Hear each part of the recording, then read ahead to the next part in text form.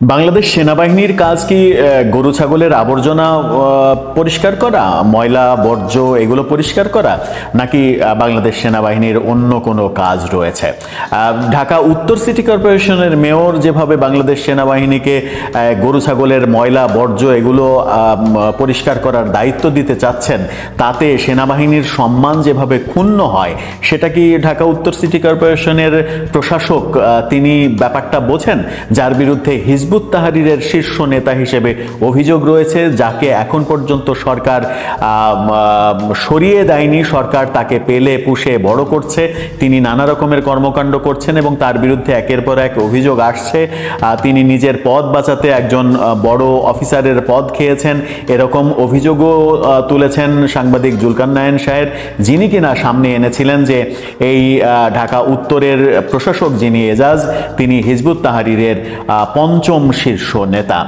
তিনি যখন বাংলাদেশ সেনাবাহিনীকে গরু ছাগলের বর্জ্য পরিষ্কারের দায়িত্ব দেওয়ার কথা বলেন, তখন সেনাবাহিনী সেটাকে ভালোভাবে নেয়ার কথা নয় এবং সেনাবাহিনী একদিন আগে প্রেস ব্রিফিংয়ে এটা নিয়ে ইনফরমালি কথা বলেছিল। এবার একেবারে ফর্মাল প্রেস বিজ্ঞপ্তিতে, সংবাদ বিজ্ঞপ্তিতে ব্যাপারটা খোলাসা করে দিল। কি অবস্থান সেনাবাহিনীর? সেনাবাহিনীর কাজ আসলে কি গরু ছাগলের বর্জ্য পরিষ্কার করা, নাকি দেশের স্বাধীনতা সার্বভৌমত্ব রক্ষা করা? সেই উত্তর খুঁজবো এই ভিডিওতে। ঢাকা উত্তর সিটি কর্পোরেশনের প্রশাসক সাম্প্রতিক সময়ে তিনি বলেছেন যে আগামী কোরবানির ঈদে গরু ছাগলের যে বর্জ্য, সেই বর্জ্য পরিষ্কারে সেনাবাহিনী নিয়োজিত থাকবে, সেনাবাহিনীকে নিয়োজিত করা হবে। এতে সেনাবাহিনী চরমভাবে নিজেদেরকে অপমানিত বোধ করেছে এবং সেটা বোধ করারই কথা। ঢাকা উত্তর সিটির প্রশাসককে যে সরাসরি জবাবদিহির আওতায় আনা হয়নি এখন পর্যন্ত, সেটাও একটা মানে আশ্চর্যের কারণ। সেনাবাহিনী তাদের প্রেস বিজ্ঞপ্তিতে ব্যাপারটা নিশ্চিত করেছে যে কোনটা তাদের কাজ আর কোনটা তাদের কাজ নয়। প্রেস বিজ্ঞপ্তি আজকেই কিছুক্ষণ আগে, এই ভিডিওটা যখন করছি বিকেলে এই প্রেস বিজ্ঞপ্তিটা দেয়া হয়েছে সামাজিক যোগাযোগ মাধ্যমে। বাংলাদেশ আর্মি এবং আইএসপিআর এর পেজ থেকেই এই প্রেস বিজ্ঞপ্তি দেওয়া হয়েছে, আপনারা দেখে নিতে পারেন স্ক্রিনশটে সেই প্রেস বিজ্ঞপ্তিটা। সেখানে তারা যেটা বলছে সেটা হচ্ছে যে আসন্ন ঈদুল আজহায় কোরবানির পশুর বর্জ্য ব্যবস্থাপনা এবং ডেঙ্গু মশা নিয়ন্ত্রণে সেনাবাহিনীকে নিয়োগ প্রসঙ্গে সেনাবাহিনীর অবস্থান। ঢাকা 27 মে 2025 মঙ্গলবার।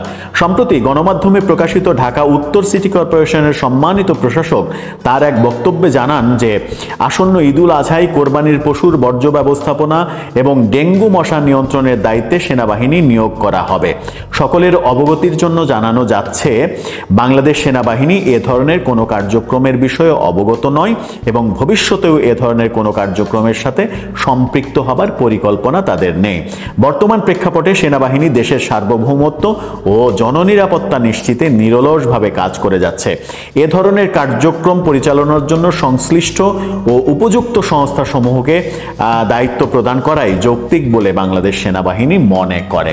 অর্থাৎ আপনি বর্জ্য ব্যবস্থাপনা যাদেরকে দিয়ে করানো উচিত, যারা এই কাজ করতে অভ্যস্ত কিংবা যাদের যোগ্যতা ওই কাজ করার, তাদেরকে দিয়ে ওই কাজ করান।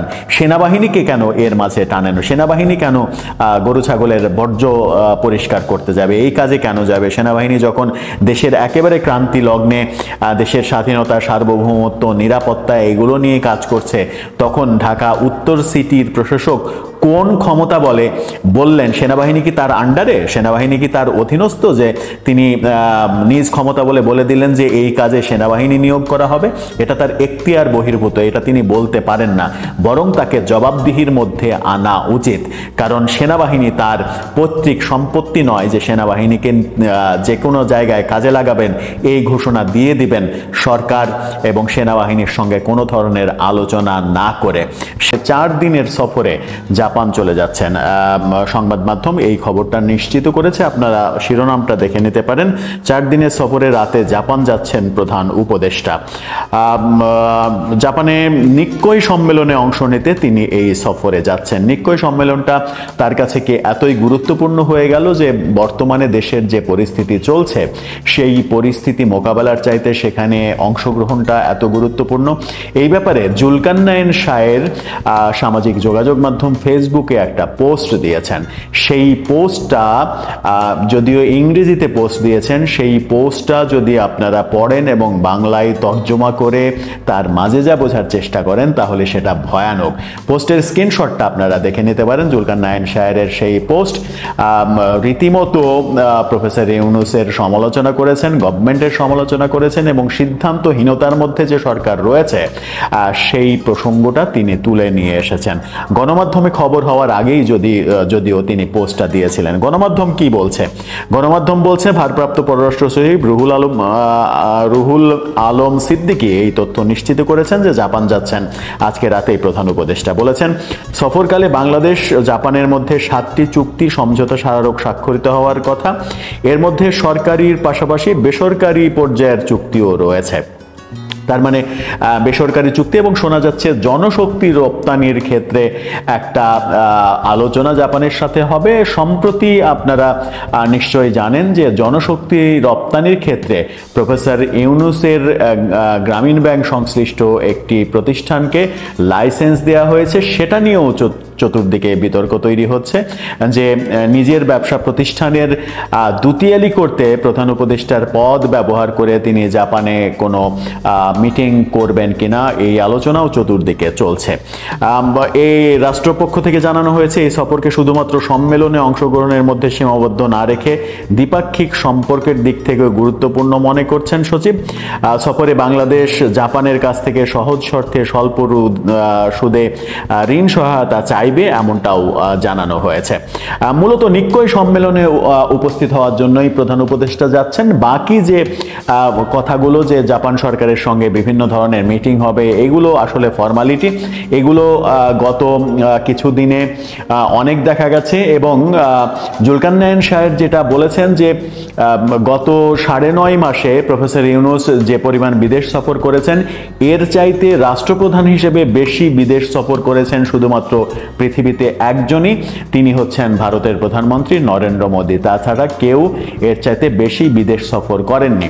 কিন্তু বিদেশ সফর থেকে প্রধান উপদেষ্টার বিদেশ সফর থেকে বাংলাদেশের অর্জন প্রায় শূন্যের কোটায়। বিনিয়োগ তো আসেইনি, বরং গত 9 মাসে বিনিয়োগ কমেছে শোনা যাচ্ছে 72%-এরও বেশি। ব্যবসা প্রতিষ্ঠানে অস্থিরতা চলছে। সচিবালয়ে যখন চরম অচলাবস্থা চলছে, রাজনৈতিক দলগুলোর সঙ্গে সমঝোতার ব্যাপারগুলো যখন এখনো ঝুলে আছে, সেনাবাহিনীর সঙ্গে সম্পর্ক উন্নয়ন হবে কি হবে না এরকম আলোচনা যে রীতিমতো আগুনে ঘি ঢালার মতো আলোচনা তৈরি হচ্ছে সমাজে, তখন প্রধান উপদেষ্টা কেন একেবারে অভিভাবকহীন করে দেশ এবং সরকারকে অভিভাবকহীন করে জাপান সফরে এবং নিক্কই সম্মেলনে তার উপস্থিতিটাকে এত বেশি গুরুত্বপূর্ণ মনে করছেন সেটার সমালোচনা হচ্ছে। আসলে সেখানে কি হবে? আর এই যে 4 দিনের সফর তিনি করবেন, শোনা যাচ্ছে জাপান সফরের পরে তার আরো সফর রয়েছে কাছাকাছি সময়ে। এই যে সফরগুলো, এই সফরগুলো থেকে আদতে কোনো অর্জন হচ্ছে না বলেও সমালোচনা রয়েছে। কিন্তু জাপান সফরে যে 4 দিন থাকবেন, সেই 4 দিন যাওয়া আসা মিলে যদি 6 দিন হয়, তাহলে এই 5-6 দিন দেশ যে অনিশ্চয়তার মধ্যে থাকবে, সেই অনিশ্চয়তার মধ্যে দেশে যদি আরো খারাপ পরিস্থিতি তৈরি হওয়ার সম্ভাবনা যথেষ্ট রয়েছে। কারণ বিএনপির সঙ্গে সমঝোতা হয়নি, ঢাকা দক্ষিণের মেয়র ইস্যু ঝুলে আছে, সচিবালয়ে রীতিমতো দাবানলের মতো আন্দোলন চলছে, আর্মিকে এখনো সমঝোতায় আনা যায়নি। এরকম পরিস্থিতিতে আমার মনে হয় যে তার এই দেশটা একটা একটু রিস্কি হয়ে যায়।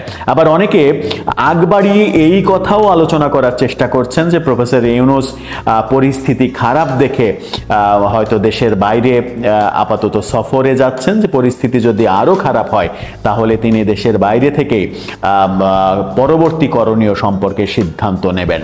সেরকম সম্ভাবনাও কি থাকতে পারে? আমার মনে হয় যে সেরকম সম্ভাবনা থাকার প্রশ্ন আসে না। কারণ প্রফেসর ইউনূসের মতো একজন পৃথিবী বরেণ্য মানুষ দেশের বাইরে যে লুকিয়ে লুকিয়ে দায়িত্ব ছেড়ে দেবেন কিংবা বলবেন যে তোমরা তোমাদের মতো করে চালাও, আমি আর এগুলো দেখতে পারবো না, এরকম কোনো সম্ভাবনা নিশ্চয়ই তিনি ঘটাবেন না, সেরকমটা জাতি প্রত্যাশাও করে না। কিন্তু প্রশ্ন উঠেছে জাপান সফরে এই মুহূর্তে দেশের অত্যন্ত ক্রান্তি লগ্নে তিনি কেন যাচ্ছেন, কেন যেতে হচ্ছে, পেছনের কারণটা কি? দর্শক, আপনার কি মনে হয় কেন তিনি যাচ্ছেন? আপনার মতামত জানিয়ে